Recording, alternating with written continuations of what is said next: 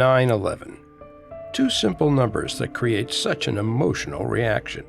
It may have been the single most tragic moment in the United States history. An attack so horrific it stunned the city that never sleeps, the capital, and many around the world. Two planes flew into the Twin Towers in downtown New York City, a single plane into the Pentagon in Washington, D.C., and a group of heroic passengers helped crash the fourth plane in a field in Pennsylvania. Terrorists had finally successfully infiltrated American soil and murdered American lives on it. The attack created fear, panic, and anger amongst the American people. It then catapulted the president at the time, George W. Bush, to launch his war on terror. But what if it wasn't the terrorists who were behind these attacks? What if an American government knew this was going to happen all along, or worse, they planned for it to happen?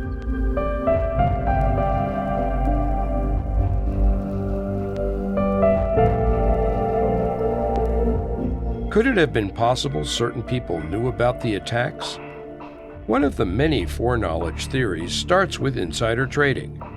A few days prior to the attack, an extraordinary amount of put options were placed on both United Airlines and American Airlines stocks, including an extraordinarily high number of bets against Morgan Stanley and Marsh & McLennan, two of the World Trade Center's biggest tenants.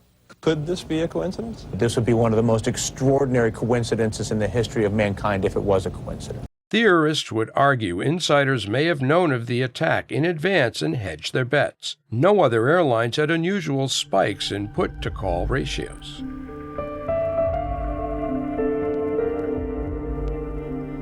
Another foreknowledge theory states that the North American Aerospace Defense Command issued a stand-down order or deliberately scrambled fighters late to allow the hijacked airplanes to reach their targets without interference. According to this theory, NORAD had the capability of locating and intercepting planes on 9/11, and its failure to do so indicates a government conspiracy to allow the attacks to occur. The bottom line, the Air Force was ordered to stand down. It does not appear that there's any kind of an effort up there yet. Now remember, oh my God. When the towers collapsed, most saw one of the country's icons, so might and strong, fall into nothing but rubble. Most would accept the fact that, yes, two planes hit a building and, in turn, those buildings collapsed from damage and constant burning. Others would think differently. Demolition theory proponents such as Brigham Young University physicist Stephen E. Jones, architect Richard Gage, software engineer Jim Hoffman, and theologian David Ray Griffin argue that the aircraft impacts and resulting fires could not have weakened the building sufficiently to initiate a catastrophic collapse, and that the buildings would not have collapsed completely, nor at the speeds that they did, without additional factors weakening the structures. Oh, these buildings were hit by planes. The plane impact damage was almost irrelevant, depending on who you talk to. It was also said that molten steel found in the rubble was evidence of explosives, as an ordinary airplane fire would not generate enough heat to produce that. Steel that would have been key to figuring out what happened to these buildings. What happened to that? Well, New York City accepted a plan 11 days after the attack to immediately start recycling the steel, not even in the United States, where some of it might have gotten saved inadvertently. No, it was put on ships bound for India and China to be melted down. Soon after the day of the attacks, major media sources published that the towers had collapsed due to heat melting the steel. Knowledge that the burning temperatures of jet fuel would not melt the steel support structure of the World Trade Center contributed to the belief among skeptics that the towers would not have collapsed without external interference. One of the most popular conspiracy theories involving the Pentagon attack is that a missile, not a plane, hit the building. Unlike the World Trade Center attacks, there was barely any footage of the attack on the Pentagon. They argue that the Pentagon was hit by a missile launched by elements from inside the U.S. government.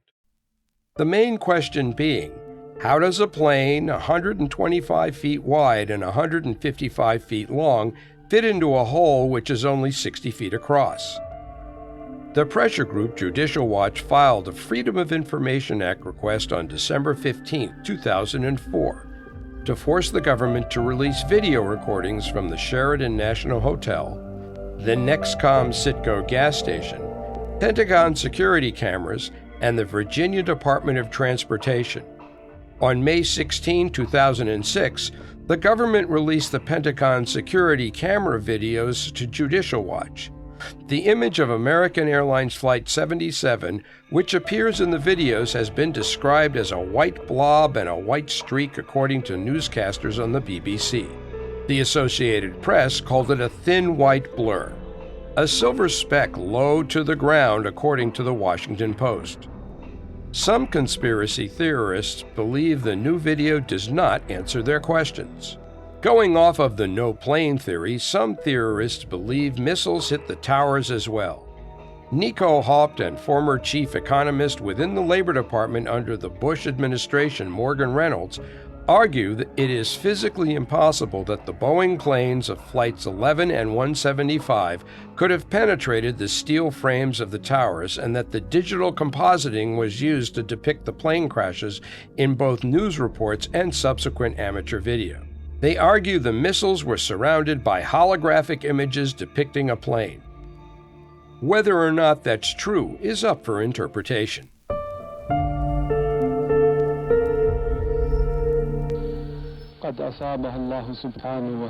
Video was released a few days after the attacks via Al Jazeera. The U.S. government has consistently blamed me for being behind every occasion its enemies attack it. I would like to assure the world that I did not plan the recent attacks, which seems to have been planned by people for personal reasons. Of Osama bin Laden claiming he had nothing to do with it. In a tape released in December 2001, known as the Jalalabad tape, the speaker is alleged to have foreknowledge of the attacks. The CIA claimed the tape was probably from Osama bin Laden. Some observers, especially people in the Muslim world, doubted the authenticity of the tape. On December 20th, German TV channel Das Erste broadcast an analysis of the White House translation of the videotape. Doch was zeigt das Video wirklich? Die englische Übersetzung aus dem Pentagon scheint eindeutig. Two independent translators and an expert on Oriental studies found the White House's translation to be both inaccurate and manipulative. Professor Gernot Rauter, specializing in Islamic and Arabic studies in the Asia-African Institute of the University of Hamburg, was one of them. At the most important places where it is held to prove the guilt of bin Laden, it is not identical with the Arabic. The American translators who listened to the tapes and transcribed them apparently wrote a lot of things in that they wanted to hear, but that cannot be heard on the tape, no matter how many times you listen to it. Some members of the Scholars for 9/11 Truth believe that the man in this videotape is not Osama bin Laden at all, citing differences in weight and facial features, along with his wearing of a gold ring, which is forbidden by Muslim law, and writing with his right hand, although bin Laden was left-handed. Looking at the video with the naked eye, it's nearly impossible to tell the difference.